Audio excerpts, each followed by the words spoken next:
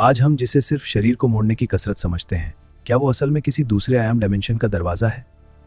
हजारों साल पहले भारत के प्राचीन सिद्ध योगी कुछ ऐसे मॉडल विधियां जान देती हैं।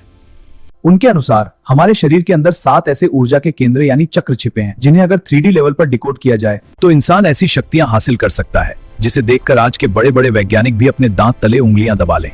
आज क्विक फैक्ट्स आपको योग के उस खौफनाक और 3D विज्ञान के सफर पर ले जाएगा जो आपने आज तक कहीं नहीं सुना होगा। साल 1837 ब्रिटिश डॉक्टरों के सामने एक भारतीय योगी को एक लकड़ी के बक्से में बंद करके जमीन में गाड़ दिया गया। बिना हवा और पानी के विज्ञान कहता है कि इंसान 3 मिनट में मर जाएगा, लेकिन 40 दिन बाद जब उस योगी को बाहर निकाला गया तो उनकी नाड़ी रुकी हुई थी, लेकिन वो पूरी तरह जिंदा थे। ये कोई जादू नहीं बल्कि खींचनी मुद्रा का रहस्य था। इस रहस्यमयी योग में योगी अपनी जीभ को मोड़कर तालू के ऊपर एक खास गुप्त बटन को दबाते हैं। कहा जाता है कि इस बटन के दबते ही दिमाग से एक खास रसायन टपकता है जिसे प्राचीन ग्रंथों में अमृत कहा गया है। यह रसायन शरीर को हाइबरनेशन में डाल देता है, जिससे दिल की धड़कन 90% तक धीमी हो जाती है। लेकिन बात सिर्फ समाधि तक नहीं रुकती। क्या आपने कभी योगियों की टेलीपैथी, बिना बोले बात करना के बारे में सुना है? हमारे दिमाग के बिल्कुल बीचों बीच एक मटर के दाने जितनी ग्रंथि होती है, पीनियल ग्लैंड। इसे ही हमारी तीसरी आंख कहा जाता है। आज के समय में हमारे टूथपेस्ट और पानी में मौजूद केमिकल इस तीसरी आंख को पत्थर का बना रहे हैं। क्या ये हमें इन चमत्कारी शक्तियों से दूर रखने की कोई बड़ी साजिश है? आइए समझते हैं इस 15 मिनट के 3D डीप डाइव में। प्राचीन योगियों ने हजारों साल पहले ही बता दिया था कि हमारी तीसरी आंख बिल्कुल एक पाइन कोन के आकार की होती है, जिसे आज विज्ञान भी मानता है। जब एक योगी गहरे ध्यान मेडिटेशन जाता है तो यह ग्रंथि एक बेइज्जत दे जाती है।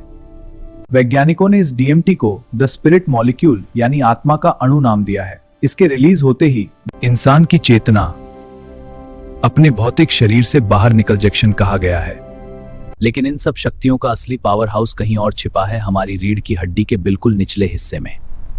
योग शास्त्रों के अनुसार यहां एक भयंकर ऊर्जा 3.5 फेरे लगाकर सो रही है, जिसे कुंडलिनी शक्ति, कुंडलिनी कहा जाता है। यह एक सोए हुए सांप की तरह है। आम इंसानों में यह ऊर्जा जिंदगी भर सोई रहती है और हम अपने दिमाग का सिर्फ 5% ही इस्तेमाल कर पाते हैं। पर जब एक सिद्ध योगी अपनी प्राणायाम की खतरनाक विधियों और मंत्रों से इस सोए हुए नाग को जगाता है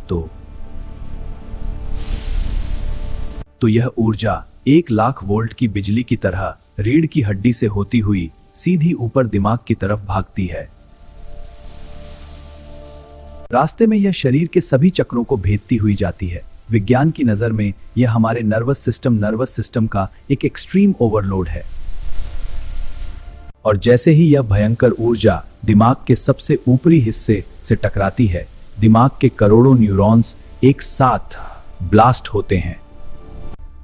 वैज्ञानिकों ने जब ऐसे योगियों के दिमाग का स्कैन किया तो मशीनें गामा वेव्स के भयंकर स्पाइक्स देखकर पागल हो गईं।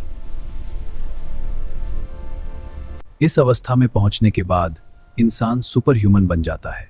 भयंकर ठंड में भी शरीर को गर्म रखना या बिना खाए पिए सालों तक जिंदा रहना। लेकिन रुकिए, यह जितना चमत्कारी लगता है उतना ही खौफनाक भी है।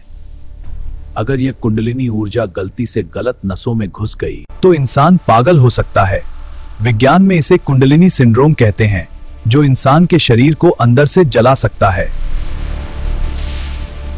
कुंडलिनी के खौफनाक ज्ञान के ज्ञान के बाद अब आते हैं योग की उस शक्ति पर जिसने गुरुत्वाकर्षण की उड़ा दी।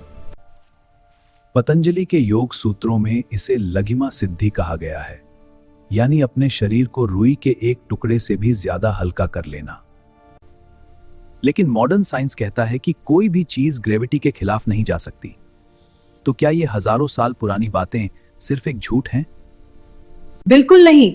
आज के विज्ञान ने अकॉस्टिक लेविटेशन की खोज कर ली है, जहां सिर्फ आवाज की तरंगों से चीजों को हवा में उठाया जा सकता है।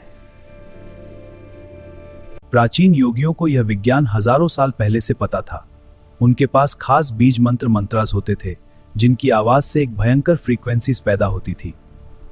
जब एक योगी लगातार एक ही फ्रीक्वेंसी पर मंत्रों का जाप करता है तो उसके शरीर की एक एक कोशिका सेल तेजी से कांपने वाइब्रेट लगती है। क्वांटम फिजिक्स के अनुसार हमारा शरीर 90.9% खाली जगह टीस से बना है। योगी अपने शरीर के इसी खालीपन को कंट्रोल करते हैं।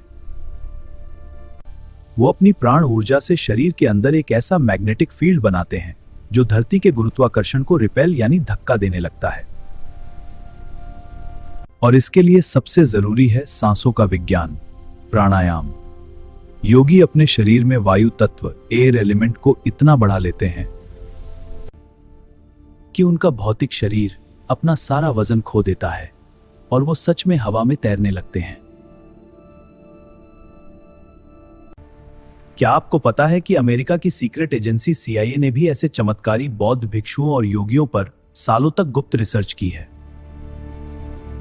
तिब्बत की पहाड़ियों में आज भी लुंग गोम्पा नाम के ऐसे भिक्षु हैं जो ग्रेविटी को मात देकर एक छलांग में 30-30 फीट की दूरी तय कर लेते हैं। ये सब देखकर विज्ञान के बड़े बड़े थर्मामीटर और मशीनें काम करना बंद कर देती हैं, क्योंकि ये मशीनें भौतिक दुनिया नापती हैं।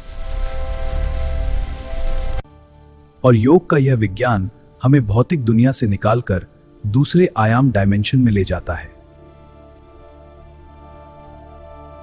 लेकिन हवा में उड़ना तो फिर भी ठीक है। क्या आप यकीन करेंगे अगर मैं कहूं कि एक योगी अपनी मर्जी से अपना दिल धड़कना रोक सकता है और फिर वापस जिंदा हो सकता है?